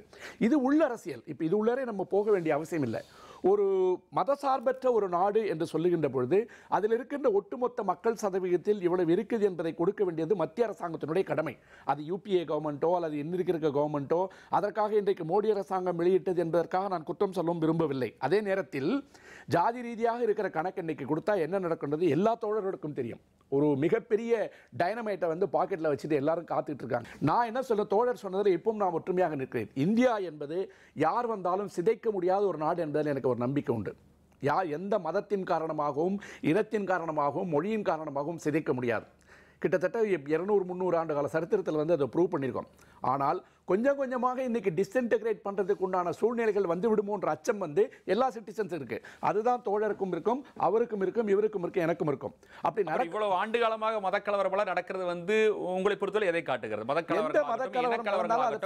என்ன இன்னைக்கு பாத்தீங்கன்னா ஒரு சிறு கிராமத்துல கூட இன்னைக்கு வந்து ஒரு ஜாதி ரீதியான மோதல்கள் அதிகமா இருக்குது, அதே மாதிரி மத ரீதியான மோதல்கள் அதிகமா இருக்குது. உலக எதுவுமே இல்லைன்னு சொல்ல வரல. உலக அளவில் நடந்துட்டு இருக்கிற மோதல் பார்த்தீங்கன்னா எந்த இடத்துல மோதல் நடந்தாலும் அது துண்டு துண்டா உடஞ்சு போய் தான் இன்னைக்கு இருக்கு. இந்தியா வந்து இவ்வளவும் சந்திச்சு விட்டு ஒற்றுமையா இருக்கிறது வந்து ஒரு பெரிய விஷயம். நான் வந்து எந்த அடிப்படை சிந்தனையும் இல்லாமல் எந்த அரசியல் கட்சியும் சாராமல் என்ன கேட்டீங்கன்னா கூட இந்தியாவினுடைய மிகப்பெரிய பலம் என்பது இந்த சகிப்புத்தன்மை என்பதில் நான் முழுமையான நம்பிக்கை உள்ளவனாக இருக்கிறேன். திரு வீரபாண்டியன், அதாவது இன்னைக்கு கிராமப்புறங்களை விட இன்னைக்கு வந்து நகர்ப்புறங்கள் வாழும் சிறுபான்மையுடைய எண்ணிக்கை அதிகரிச்சுட்டே வருது. இன்னைக்கு கிராமத்தில் இருக்கிறவங்களோ மைக்ரண்ட் ஆகி வந்து இன்னைக்கு நகர்ப்புறத்துக்கு வர ஆரம்பிக்கிறாங்க. இது வந்து ஒரு அச்ச உணர்வை காட்டுகிறதா சிறுபான்மையர் மத்தியில்? இல்லை, நீங்கள் குறிப்பாக இஸ்லாமியர் மத்தியில் இல்லை, நீங்கள் சொன்னீங்க ஜாதி பற்றி பேசுனீங்க. முதல்ல ஒரு பதில் சொல்ல, நான் சர்ச்சார் கமிட்டியில் வந்து முஸ்லீம் சிறுபான்மை மக்கள் இவ்வளவு வாழ்நிலையில் பின்தங்கி இருப்பதற்கு கம்யூனிஸ்ட் கட்சி காரணம் ஒரு வரி கூட சொல்லலை. அரசு காரணம் அல்ல, அரசு காரணம் அதனுடைய பொருளாதார கொள்கைகள் தான் காரணம். அவங்க கம்யூனிஸ்டுகளுக்கு பெரும்பான்மையான முஸ்லீம்கள் கம்யூனிஸ்டுகளுக்கு வாக்களிப்பதில் எல்லாருக்கும் தெரியும். ஆனாலும் நாங்கள் வாக்குக்காக அவர்களை ஆதரிப்பதில்லை, கொள்கைக்காக. ஒடுக்கப்படுகிறார்கள், பாதிக்கப்படுகிறார்கள் என்பதற்காக நாங்கள் குரல் எழுப்புகிறோம். மத சார்பின்மை நாங்கள் தொடர்ந்து வலியுறுத்துகிறோம். காங்கிரஸ் அதை வலியுறுத்துகிறது. அந்த இடத்துல தான் நாங்கள் 2 பேரும் பிஜேபியோட வித்தியாசப்படுறோம். நீங்க சொல்லுங்க. ஒரே ஒரு சந்தேகம் எனக்கு. இப்போ உலகத்தினுடைய மிகப்பெரிய கம்யூனிஸ்ட் நாடு சைனா. சைனாவில் வந்து இன்னைக்கு உய்கூர்கள் என்று சொல்லப்படுகின்ற இஸ்லாமியர்கள் எங்களுக்கு எல்லா விதமான அடிப்படை உரிமைகளும் மறுக்கப்படுகிறதுன்னு ஒரு பக்கம் போராட்டம் நடத்திட்டு இருக்காங்க. அப்போ அங்கே கம்யூனிசம் தோற்று போச்சா? சொல்ல உண்மைதான். அது நான் சொல்கிறேன் கேளுங்க. உலகத்தில் வேறு எந்த நாட்டிலும் இன்க்ளூடிங் அமெரிக்காவில் கூட இந்திய அரசியல் ஜனநாயகம் இல்லை. கம்பேர் பண்ணால் ரொம்ப backward Britain, American democracy 2 party system தாங்க. ஒருத்தன் ஏ அல்லது பிஏ பற்றி தான் சிந்திக்கணும், சிஏ பற்றி சிந்திக்க முடியாது. அங்கே ஒரு புது மதத்தை உருவாக்க முடியாது, ஒரு புது கடவுள் உருவாக்க முடியாது. இங்கே ஒரு நடிகை கூட கடவுளாக்கலாம், நான் நினச்சா ஒரு கோயில், நான் நினச்சா ஒரு மதம், நான் நினச்சா ஒரு கட்சி கூட உருவாக்கிக்கலாம். இதுபோல் அரசியல் ஜனநாயகம் உலகத்திலே இல்லைன்னு ஆரம்பத்திலே சொல்லிட்டேன். குறைகள் இருந்தாலும் முழு நிறையில் இல்லை என்றாலும் ஒப்பிட்டால் இதுதான் உயர்வு. ஆனால் சகோதரர் சொன்னது போல சமூக ஜனநாயக நெருக்கடிக்குள்ளாகிறது. இங்கே வந்து ஒரு பிறப்பால் தாழ்வு பாராட்டுறீங்க, நடக்க கூடாதுன்றீங்க, செத்து போனால் பிறத்து தூக்கி போகக்கூடாதுன்றீங்க, ஒரு சின்ன தேர் அவன் வழங்குற கடவுளுக்கு ஒரு தேரை நீங்கள் கூடாதுன்றீங்க, எரிக்கிறீங்க. அப்படின்னா ஜாதிய படிமங்களாலான சமூக அமைப்பு இது. ஜாதி எல்லார் மன்னங்களும் ஆழ்மனங்களில் ரொம்ப சம்மனம் விட்டு அமர்ந்து இருக்கிறது. அது வாதிக்க நம்ம அஞ்சுக்கிறோம். அது இருக்கிற உண்மையை சொல்றதுல என்ன இருக்கு? என்ன ஆகிடும் நாடு? அதான் இருக்க வாழ்க்கை நிலையில அது வர்க்கத்தை பின்னுக்கு தள்ளுகிறது, மொழியை பின்னுக்கு தள்ளுகிறது, இந்திய தேசியத்தை பின்னுக்கு தள்ளுகிறது, எல்லாவற்றையும் பின்னுக்கு தள்ளுகிறது. அந்த இனக்கூறு நேரம் அழிஞ்சிருக்கணும். இனக்கூறு இவர் சொன்ன மாதிரி எத்தனை 1000 ஆண்டுகளாக இருந்தது இனக்கூறு அழிஞ்சிருக்கணும். இனக்கூறின் வெளிப்பாடு தானே அது, அழிந்திருக்கணும். தேசியம் வளர்ந்த விதத்துல இல்லை, இந்தியர்கள் நாங்கெல்லாம் இந்திய மக்கள் அந்த மேன்மை வந்திருக்கணுமே. இல்லையே, நான் என்ன ஜாதின்னு தானே சொல்றான். படித்தவங்க கூட IPS, IAS, IFS, டாக்டர். ஜாதி திடப்பொருளா, திரவ பொருளா, மூளையில் இருக்குதா, இருதயத்தில் இருக்குதா, ரத்த நாளங்கள் இருக்கா? ஆனா ஜாதி உண்டுன்னு நம்புறாங்களே. என்ன பகுத்தறிவு, என்ன அறிவியல் நான் கேட்கிறேன். தெய்வீகங்கள் கூட ஏதோ ஒரு நம்பிக்கையின் வாழ் குல தெய்வம் பெற்றவர்கள் இப்படி அப்படி இருக்கலாம். ஆனா அந்த ஜாதி மனிதனை தாழ்வு பாராட்டுகிற ஜாதி 3331 ஜாதியும் ஒன்றை தாழ்வுன்னு சொல்றாங்க. இது என்ன பகுத்தறிவு நான் கேட்கிறேன். தொடர்ந்து பேசுவோம். மீண்டும் திண்ணை தொடரும்.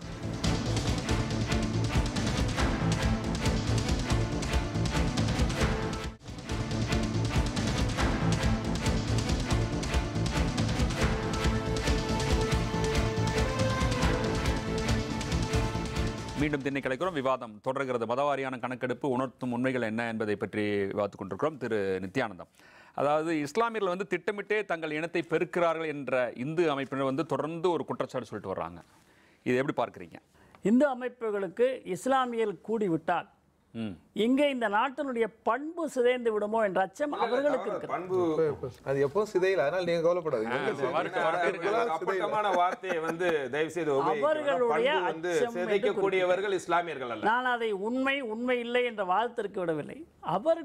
அவர்கள் ஏன் அச்சப்படுகிறார்கள் என்று சொன்னால் அந்த மாதிரியான அச்சம் அவர்களுக்கு இருக்கிறது. அதற்காக பல அனுபவங்கள் இருக்கிறது. மதத்தின் பெயரால் இந்த நாடு பிளவுபட்டிருக்கிறது.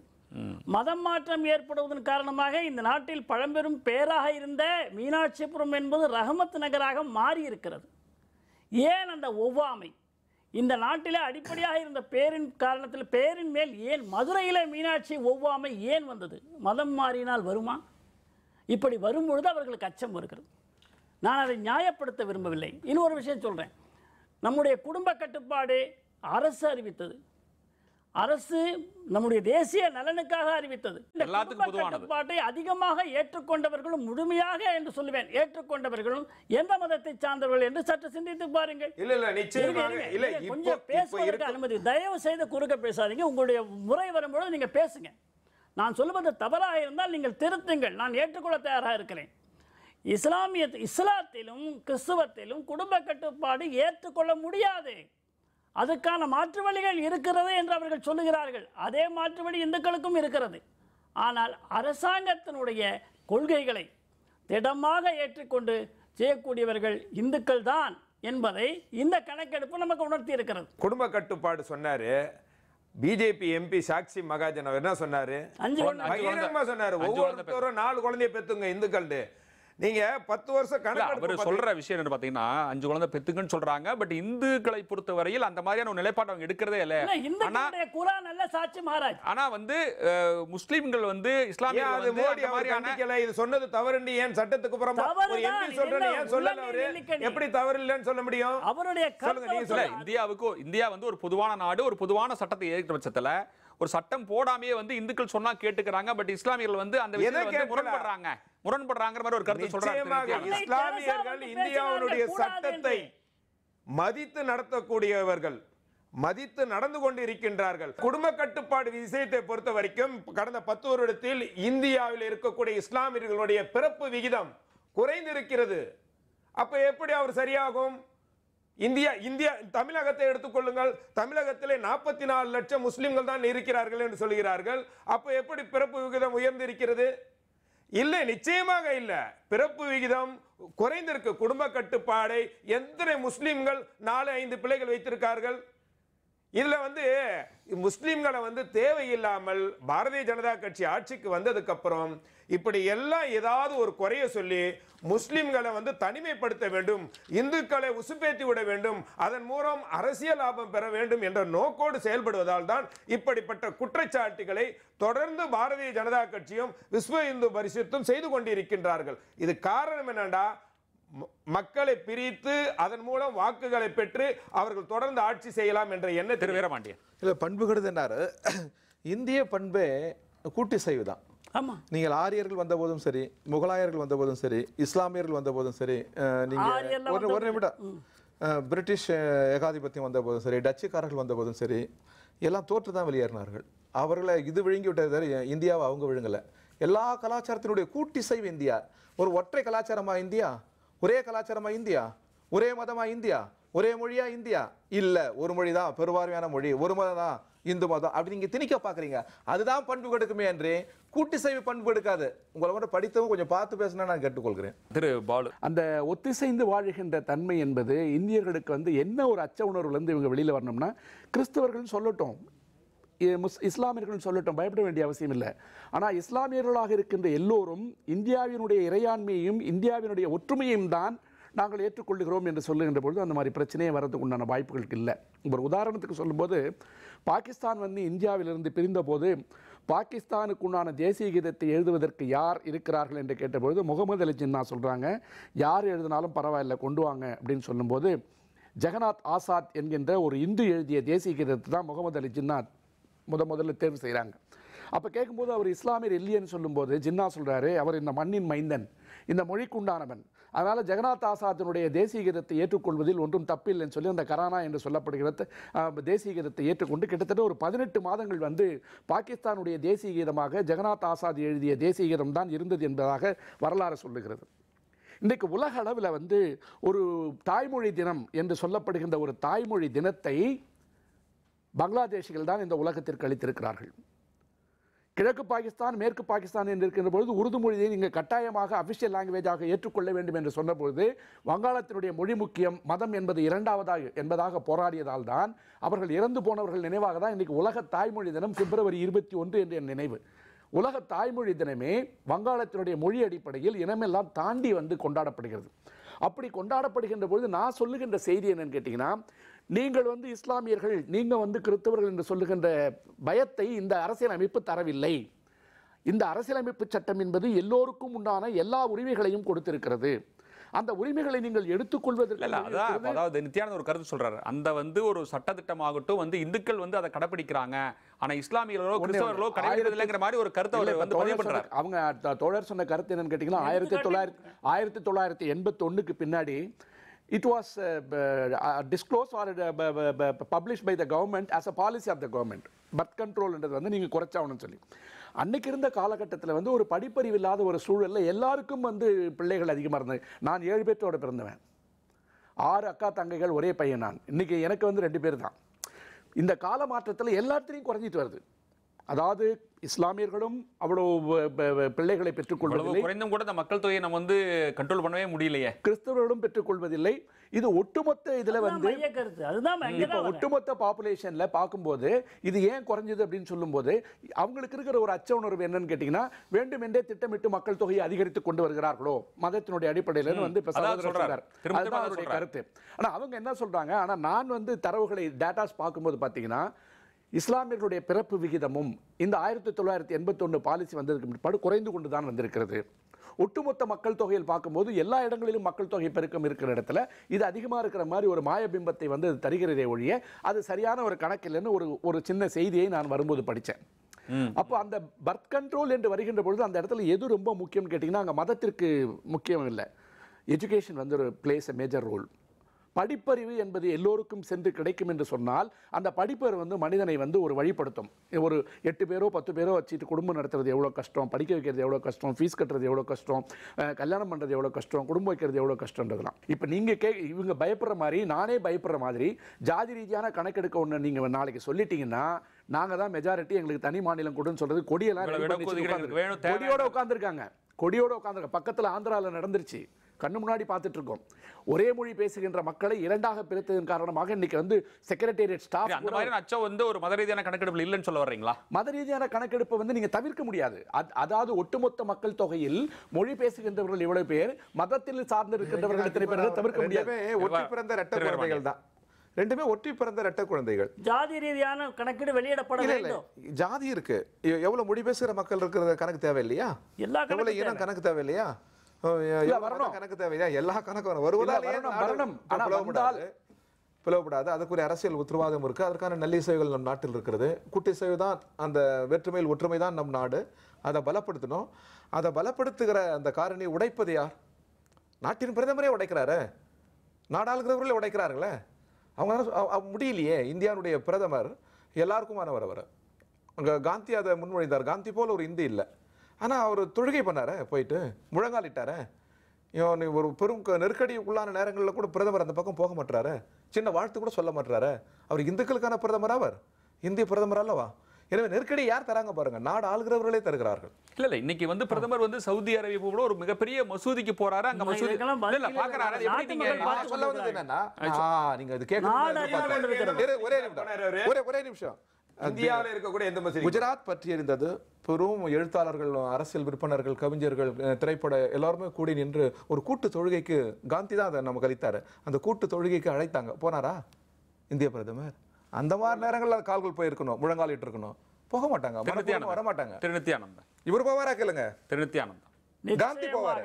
இன்றைக்கு இந்தியாவினுடைய மதிப்பு உயர்ந்திருப்பதற்கு காரணம் பல ஆண்டுகளாக சிறிய நாடுகளுக்கெல்லாம் மரியாதை கொடுக்காமல் செல்லாமல் அண்டை நாடுகளா இருக்கின்றன. அவைகள் நமக்கு தேவை. பக்கத்து வீட்டுக்காரங்க நான் மாற்ற முடியுமா? இல்ல ஜவஹர்லால் சொல்றாரு உள்நாட்டில் ஏன் போகலங்கிற மாதிரி ஒரு கருத்தை அவர் முன்வைக்கிறார். அதுக்கு என்ன பதில் சொல்ல வரீங்க? வெளிநாட்டுக்கு அவர் போறாரு சார்.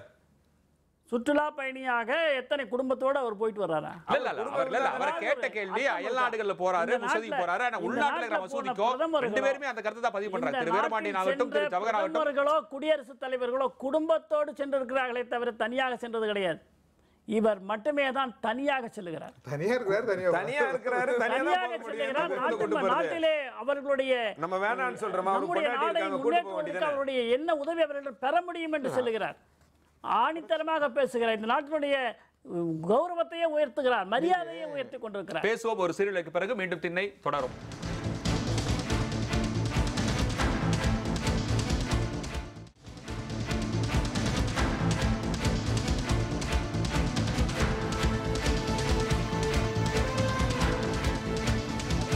மீண்டும் திண்ணை கலைக்கிறோம். விவாதம் தொடர்கிறது. மதவாரியான கணக்கெடுப்பு உணர்த்தும் உண்மைகள் என்ன என்பதை பற்றி விவாதித்துக் கொண்டிருக்கிறோம். திரு வீரபாண்டியன், அதாவது மதவாரி கணக்கு அல்லது ஜாதிவாரி கணக்குகளை தாண்டி ஒட்டுமொத்தமாக மக்கள் தொகை இன்னைக்கு வந்து அதிகரித்து வர்றது வந்து எந்த விதத்தில் வந்து ஒரு விழிப்புணர்வு நினைக்கிறீங்க? இல்லை, பொதுவாக மக்கள் தொகை குறையின்றது தான். இது வந்து நமக்கான உலகம் மட்டுமல்ல, எதிர்காலத்துக்கான உலகம். எல்லாவற்றையும் நம்ம தீர்த்து அந்த அக்கறை வந்து அரசுக்கு இருக்கிறதா? அரசுக்கு இல்லை. அரசுக்கு என்ன அக்கறை இருக்கு? அரசுக்கு ஆட்சி அதிகாரம் தான் இருக்குது தவிர மக்களுக்கு தான் அக்கறை இருக்கு. உழைக்கிற மக்கள், பகுத்தறிவாளர்கள், அறிஞர்கள், இவங்களுக்கு இருக்கிற அக்கறை அந்த பியூரோக்ராட்ஸ்க்கு இல்லை. இருந்த வரைக்கும் செல்வங்கள், ஆட்சி அதிகாரங்கள் தான் நினச்சிருக்கிறாங்க. அதான் வரலாறு. அது ஏற்றுக்கிறாரே இல்லையோ. ஆனால் அவர் போகிற போக்கில் இவ்வளோ பேர் சிந்தனையாளர்கள் தப்பான பதிவு பண்ணிடக்கூடாது. அரபு உலகுக்கும் இந்தியாவுக்கும் நீண்ட நெடுங்கால நட்பு இருக்கிறது. அது இன்னும் சொல்ல போனால் 1000 ஆண்டு கால நட்பு கூட இருக்கிறது. அரபு உலகுக்கு நமக்கும். அரபு உலகுக்கு ஏதோ வாசலே திறந்து இவர் தான் மோடி தான் திறந்து விட்டார். 34 ஆண்டுகளுக்கு பிறகு இன்னைக்கு ஒரு பிரதமர் போயிருக்கிறார். இதுக்கு முன்னாடி ஆண்ட எந்த பிரதமராவது இந்த கண்ட்ரிகளுக்கு போயிருக்கிறார்? நான் சொல்றேங்க, ஒரு நிமிஷம். ஒரு நாட்டினுடைய முதல்வர் இன்னொரு நாட்டுக்கு பிரதமர் செல்வது என்பதோ அவர் இங்கு வருவது என்பதோ நீண்ட காலமா நடந்து கொண்டிருப்பார். நான் ஒன்று சொல்றேன், ஒரே ஒரு விஷயம். உலகத்திலேயே அரபு உலகத்திற்கு நீங்க யாசர் அரபாத் PLO ஆமா துரத்தி அடிக்கப்பட்டு காடுல போய் 10 பேர் தான் அமைச்சரவையை கூட்டினா. 10 பேர் அந்த அமைச்சரவை அங்கீகரித்து டெல்லியில PLO அலுவலகத்தை துவக்கியது இந்திரா காந்தி. இதுபோல அரசியல் நடவடிக்கை உலகத்துல ரஷ்யா கூட துவக்கல, யாருமே துவக்கல. நீ 10 பேர் தானே, உன்னை அங்கீகரிக்கிறேன்னா பிரிட்டனுக்கு எதிரானது, இஸ்ரேலுக்கு எதிரானது, இஸ்ரேலுக்கு எதிரானது, அதை துவக்கி வைத்து அரபு உலகத்தின் மீதே ஒரு புகழ்கொடியை நாட்டியது இந்திரா காந்தி. அதெல்லாம் மறந்துடாதீங்க. இது நீங்க போறது முதலீட்டுக்காக போறீங்க, நட்புக்காக போனா சந்தோஷம், போங்க. பக்கத்து நாடுகள் நட்பு தான். எங்க கட்சி தீர்மானங்கள் அதான் சொல்லுது. அண்டை அயலாளரை நேசிக்கணும்னு நம்ம சொல்றோம். அண்டை நாடுகளை நேசிப்பது போன்று நம்ம சொந்த சகோதரர் பொருளாதார முன்னேற்றத்துக்கு ஒரு முதலீடுக்காக முதலீட்டுல அரசின் முதலீடுகள் என்பது வேறு, தனியாரின் முதலீடு என்பது வேறு. தனியாரின் முதலீட்டுக்கு காட்டுகிற ஆர்வம் அரசின் முதலீட்டுக்கே நீங்கள் காட்டுவதில்லை. மோடி அரசாங்கத்தை பொறுத்தவரை மத ரீதியான ஒரு கோட்பாடுகளை கொண்டிருக்கிறது. இது வந்து இஸ்லாமியர்கள் வாழ்க்கையிலும் சரி, வேலை வாய்ப்புகளிலும் மிகவும் பின்தங்கி இருக்கிறார். மத ரீதியான கோட்பாடு பொதுவான ஒரு குற்றச்சாட்டை வந்து எப்படி நீங்க சொல்ல வர்றீங்க? இல்ல, அதுக்கு தான் சொல்றேனே, இப்போதான் நடந்துகிட்டு இருக்க. அவன் தான் சொல்றாங்கல்ல, பிஜேபி காரங்களா, நீ ராமனை ஏற்க மாட்டியா, இந்த நாட்டுல ரத்த ஆறு ஓடும், இந்தி வேண்டாமா, இந்த வேலை கிடைக்காது, சமஸ்கிருதம் படிக்கலையா நீ நாசமா போ, மாட்டு இறைச்சி வேணுமா நீ பாகிஸ்தானுக்கு போ, சூரிய நமஸ்காரம் பண்ண மாட்டியா கடலை போய் விழுந்துரு, முஸ்லிம்களுக்கு வந்து எங்களுடைய கொள்கையிலே ஏற்றுக்கொள்ள மாட்டியா, நீ இந்த அதாவது உங்களுக்கு ஓட்டுரிமை பறிக்கப்படும். கருத்துக்கள் எல்லாமே பிரதமர் சொன்ன கருத்துக்களா? பிரதமர் ஏன் வாய்மூடி இருக்கிறார்? இவர்கள் சொன்ன பாரதிய ஜனதா கட்சி எம்பிக்கள் சொன்னதற்கு எதிர்த்து அவர் ஏற்றுக்கொண்டு வாய்மூடி இருக்கிறார். ரெண்டு பக்கமும் இதை போன்ற விஷ கருத்துக்கள் பதியப்படுகிறது. ஹைதராபாத்தில் வந்து ஓவைசி பேசுகிற கருத்துக்களை வந்து நீங்கள் அச்சிலே ஏற்ற முடியாது. ஹைதராபாத்ல இருந்து ஓவைசி பேசுகிற கருத்துக்களை அச்சிலேயே ஓவைசியே இந்த கருத்துக்காக பலமுறை கைது செய்யப்பட்டிருக்கிறார். எந்த பிஜேபி எம்பி கைது செய்யப்பட்டிருக்கிறார்? அதனால நமக்கு தேவை வந்து சகிப்புத்தன்மை தானே ஒழிய யார் தவறு செய்தாலும் அது இந்து பக்கத்திலிருந்து சொல்லப்படுகின்ற விஷ கருத்துக்களாக இருந்தாலும் எந்த பக்கத்திலிருந்து வருகின்ற கருத்துக்களாக இருந்தாலும் ஒன்னே ஒண்ணுங்க, எந்த மதமோ எந்த மொழியோ நான் இந்தியன் என்கின்ற சிந்தனை இருக்கின்ற வரையில் யாராலும் ஒன்றும் பண்ண முடியாது. கை என்ன காட்டுறீங்க? நீங்க சொன்னீங்க ஆரம்பத்துல, இதை நான் காம்ப்ளிமெண்ட் இடது பக்கம் கையை காட்டுறாரு சார். நல்லா காட்டுறீங்க, வெரி குட். நீங்க ஆரம்பத்துல சொன்னது வந்து நான் வந்து அதை வலியுறுத்திக்கிட்டே வரேன். Very good. அதை வந்து நம்ம மாற்றவே முடியாது. ஒரு அச்சமான சூழல் வந்து என்னன்னு கேட்டிங்கன்னா, எங்கேயுமே சிறுபான்மை மக்களுக்கு வந்து நம்ம கொடுக்கப்படுறோமோன்ற ஒரு இன்செக்யூர்ட் ஃபீலிங்லேயே இருப்பாங்க. நான் வந்து ஒரு வழக்கறிஞராக பதிவு செய்ய வருகின்ற கருத்து என்னன்னு கேட்டிங்கன்னா, இந்தியாவை பொறுத்தவரை அப்படி ஒரு அச்சம் இருப்பதாக எனக்கு இல்லை. காட்சிகள் மாறலாம், ஆட்சிகள் மாறலாம். அதே மாதிரி ஒரு ஆட்சி வந்து அதைக்குண்டான முனைப்புகளை செய்ய வேண்டும் என்று சொன்னாலும் கூட அவர்களை இருக்கின்ற இடம் தெரியாமல் தோற்கடிக்கக்கூடிய என்ற வலிமை வந்து இந்த மக்களுக்கு வந்து எப்பவுமே இருந்திருக்கு. ஒரு எமர்ஜென்சியை எதிர்த்து போராட்டின ஒரு நாடு, இருக்கின்ற இடம் இல்லாமல் இந்திரா காந்தியை உட்கார வைத்த ஒரு நாடு. யார் அப்படி மதத்தை முன்னெடுத்து சென்றாலும், அது பிஜேபியை செய்தாலும் கூட அவங்களுக்கு உண்டான ஒரு முடிவை வந்து மக்கள் எப்பவுமே கொடுத்துருவாங்க, ஒரு நேர்மையான முடிவை. நான் சொன்ன பாரதிய சொன்ன வார்த்தையில தான் மறுபடியும் போய் முடிக்கணும். எவ்வளவு சண்டை போட்டு கொண்டாலும் வெளியே செல்லுகின்ற பொழுது இதயத்தோடு இதயம் சேர்ந்து செல்லுகின்ற தன்மை இன்றைக்கும் இந்தியர்களுக்கு இருக்கிறது. அது யாராலுமே உடைக்க முடியாது. மதம் எங்க வேணா இருக்கட்டும். இந்த நாடு எல்லாவற்றுக்கும் மேலானது. நாட்டுக்கு கீழே நாட்டுக்குள்ளே தான் இருக்கணும் மதங்கள்லாம். இன்னும் சொல்ல போனால் எத்தகைய மதமாக இருக்கட்டும், பெரும்பான்மையோ சிறுபான்மையோ, அதன் மீது நாடு தான் உயர்வாக இருக்க முடியும். நாட்டுக்குள் தான் அது. எனவே நாங்கள் நாடை கோயிலாக பார்க்குறோம், மக்களை அன்பாக இருக்கிறவங்கள கடவுளாக பார்க்குறோம். இந்த எண்ணிக்கை பெருகணும்னு நினைக்கிறேன். 23% மதம் சாராதவர்கள் இருக்கிறாங்க உலகத்தில். உலகத்திலே இருக்கிற முஸ்லீம்களை விட அதிகம். எந்த மதமும் இல்லை. ஆளை விடுங்கப்பா, நீங்கள் போட்ட சண்டை போதும், ஆளை விடுங்கப்பா அப்படின்னு அந்த டார்வின் ஐடியாலஜிக்கல் பக்கம் கொஞ்சம் வரான். ரொம்ப நல்லது. அது அந்த கொஞ்சம் அதிகரிக்கணும். அது இருந்தால் தான் உலக சமநிலை நீடிக்கும். சண்டை போடுகிற போது ஒற்றுமையாக இருக்கக்கூடாதுன்னு சொல்கிறதுக்கு ஒரு ஆட்கள் வேணும் இல்லை, அது அந்த எண்ணிக்கை அதிகரிக்கிறது. இந்தியாவில் அது 26 லட்சம்ன்றதை 26 கோடியாக வரணும்னு நான் நினைக்கிறேன். பெரியார் கனவு மெய்ப்படும், அம்பேத்கர் கனவு மெய்ப்படும். நிறைய பதில் இருக்கிறோம் திரு ஜவஹர் அலி. அதாவது இந்த கணக்கெடுப்பின் மூலம் என்னென்ன உண்மைகளை உணர்ந்து கொள்ள முடியுது உங்களுடைய பார்வையில்? இல்லை சார், இப்பைக்கு பொறுத்த வரைக்கும் நிறைய பதில் இருக்கிறோம். மத ரீதியான இடஒதுக்கீடு நிச்சயமா தேவை. ஏன்னா ஒரு மதத்தில் ஜாதி இல்லை என்பதற்காக அந்த மதம் ஒடுக்கப்படுகிறது. ஆகவே இந்திய அரசியலமைப்பு சட்டத்தை நிச்சயமாக மாற்ற வேண்டும். மத ரீதியான இடஒதுக்கீட்டை வழங்க வேண்டும். அப்பொழுதுதான் சமதர்ம சமுதாய நாடாக உருவாக முடியும் என்பதுதான் என்னுடைய கருத்தாக இருக்கிறது. திரு நித்யானந்தம், மத ரீதியான கணக்கெடுப்பு என்பது நமக்கு இந்த நாட்டிலே மக்கள் தொகை குறைய வேண்டும் என்பது எல்லோரும் ஏற்றுக்கொள்ள வேண்டிய நாட்டினுடைய வளர்ச்சிக்கு அத்தியாவசியமான தேவை. அது இந்துவானாலும் இஸ்லாமியரானாலும் கிறிஸ்துவர்களானாலும் அல்லது வேறு மதங்களாக இருந்தாலும் கூட இந்த மக்கள் தொகையை குறைக்கின்ற பணியை யார் முன்னின்று நடத்துகிறார்களோ அவர்கள் இந்த தேசத்தை விசுவசிக்கிறார்கள், இந்த நாட்டை மதிக்கிறார்கள் என்றுதான் பொருள். அந்த அளவிலே பெரும்பான்மை சமுதாயமாக இருக்கக்கூடிய இந்து சமுதாயம் அவர்களுடைய கடமையை ஆற்றியிருக்கிறார்கள். 0.7 விழுக்காடு அவர்களுடைய மக்கள் தொகையை குறைத்திருக்கிறார்கள். இஸ்லாமியர்களும் குறைத்திருக்கிறார்கள், இல்லை என்று நான் சொல்லவில்லை. நமக்கு கிடைத்த கணக்குப்படி இஸ்லாமியர்களும் குறைத்திருக்கிறார்கள். என்றாலும் கூட ஒப்பிட்டு பார்க்கும் பொழுது இந்துக்களை காட்டிலும் இஸ்லாமியர்கள் 0.8 விழுக்காடு கூட்டி இருக்கிறார். காரணம் கல்வி அறிவு இஸ்லாமியர்களிடம் குறைவாக இருக்கிறது. நாம இதை மட்டும் அதனால கல்வி அறிவு இவர் சொன்னதை நான் பாராட்டுறேன், ஏற்றுக்கொள்கிறேன். பாரதிய ஜனதா கட்சி தன்னுடைய தேர்தல் அறிக்கையிலே மிக தெளிவாக சொல்லி இருக்கிறது, இஸ்லாமிய பாடசாலைகளில் அவர்கள் மத கல்வியை மட்டுமே போதிக்கிறார்கள், விஞ்ஞானம் கணிதம் இவற்றை போதிக்க வேண்டும் என்றால்தான் அவர்களுக்கு வேலை வாய்ப்பு பெருகும். எனவே நாங்கள் ஆட்சிக்கு வந்தால் அதற்கான ஏற்பாடுகளை மத்திய அரசிலிருந்து செய்வோம் என்று மோடி சொன்னார்கள்.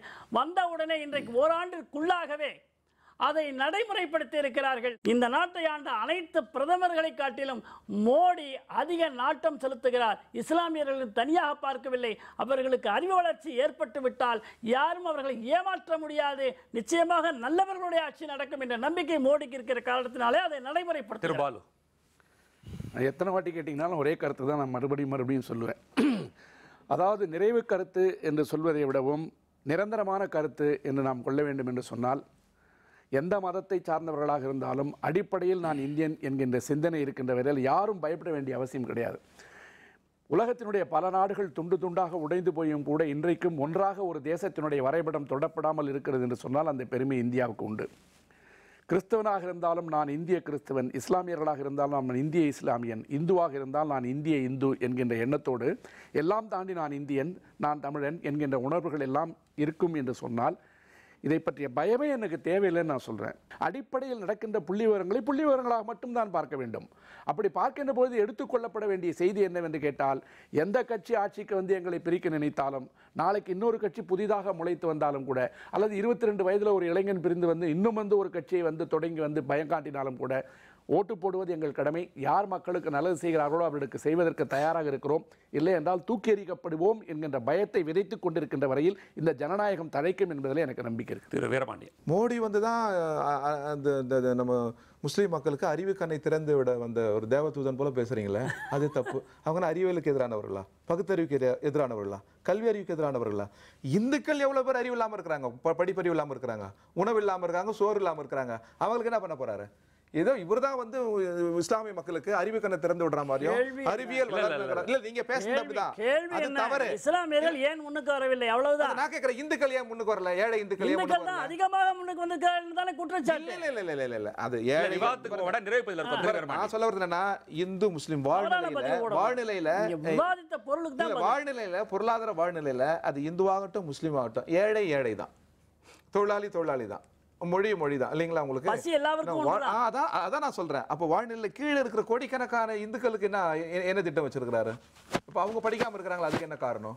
அவங்க அறிவு கண்டு எப்படி திறக்க போறாரு? இது ஒரு நபர், ஒற்றை நபர் பிரதமர் வந்து திறப்பதல்ல. அது அவர் சொன்னது மாதிரி கல்வித்துறையில பெரும் மாறுதல்கள் ஏற்படணும், வாழ்க்கை நிலையில பெரும் மாறுதல் ஏற்படணும். எனக்கு நிலம் தேவைங்க, ஒரு இடம் நிலம் தேவை. நான் இங்க பிறந்திருக்கிறோம், எனக்கு நிலம் தேவை, உணவு தேவை, உடை தேவை. கல்வி ஏங்க மதங்களின் பிடியில் இருக்கணும்? நான் கேட்கிறேன், கல்வி அரசு ஏற்றுக்கொள்ள முடியாதா? நீங்க அவங்க மத சார்ந்து கல்வி கற்பித்தால் எதிர்காலம் என்ன ஆகுங்க? நான் கேட்கிறேன். அவர்களுக்கு மதத்துக்கானதா கல்வி? கல்வி பகுத்தறிவு அல்லவா, மானிடம் அல்லவா, அறிவியல் அல்லவா? அதன் பக்கம் கல்வி நெருங்கி வரணும் அல்லவா? அப்பதானே எதிர்காலம். நீங்க மதத்தின் பிடியில கல்வியில் எழுத்தினா கல்வியின் எதிர்காலம் என்ன ஆகும்? தேசத்தின் எதிர்காலம் என்ன ஆகும்? அப்படி நீங்க பொதுவா சொல்லுங்களேன். மதத்துக்கு ஒரு கல்வி இருக்கா இல்லையா? அதனால அங்க மட்டும் தான் இருக்கா? இந்துக்கள் இல்லையா? கிறிஸ்தவர்கள் இல்லையா? சீக்கியர்கள் இல்லையா? நிறைவாக என்னன்னாக்கா, நம்ம எங்களை பொறுத்த வரைக்கும் மத கணக்கு எடுப்பதை பற்றி ஒன்றும் தவறில்லை. எந்த கணக்கு எடுத்தாலும் மத நல்லிணக்கத்துக்கான கணக்கை தான் நாடு எடுக்கணும். அதை நோக்கி தான் பகுத்தறிவாளர்கள் பண்பாளர்கள் சொல்லணும். எல்லா விதமான பேதங்களையும் கலைந்து மத நல்லிணக்கத்துக்கு பாடுபடுகிற, மத சார்பின்மைக்கு பாடுபடுகிற, எல்லாமே மத சார்பின்மையில் அடங்கியிருப்பதாக நாங்கள் கருதுகிறோம். அதை தகர்த்து விடக்கூடாது. அந்த குரலை பிரதமர் ஒடுக்கணும். தயாரா? பேசுவதுக்கு அஞ்சுறாரு. 4வது செயலர் அந்த குரல் வருது. அஞ்சாமே பேதமை எதுக்கு பயப்படுமோ அது பயப்படுவார். RSS மட்டும் பயப்பட மாட்டார் இல்லையா? இல்ல அது விவாதத்துக்கு வேண்டாம். நிறைவு பதில் இருக்கிறோம். மதவாரியான கணக்கெடுப்பு உணர்த்தும் உண்மைகள் என்ன என்பதை பற்றி விரிவாக விவாதித்தோம். மதவாரியான கணக்கெடுப்பு விவரங்களோ ஜாதி வாரியான கணக்கெடுப்பு விவரங்களோ மக்களுக்கு சமூக பொருளாதார வளர்ச்சியில் எந்த விதமான முன்னேற்றத்தையும் கொடுக்க போவதில்லை. மாறாக அதே மக்களுக்கு அடிப்படை வசதிகளை செய்து கொடுத்து அதன் மூலமாக சமூக முன்னேற்றத்தை செய்ய வேண்டும் என்பதே எங்களது விருப்பம். அரங்கிற்கு வந்து தங்களுடைய கருத்துக்களை பதிவு செய்த அனைவருக்கும் எங்களுடைய நெஞ்சார்ந்த நன்றி. மீண்டும் திண்ணையில் இன்னொரு தலைப்போடு சந்திக்கின்றோம். நன்றி, வணக்கம்.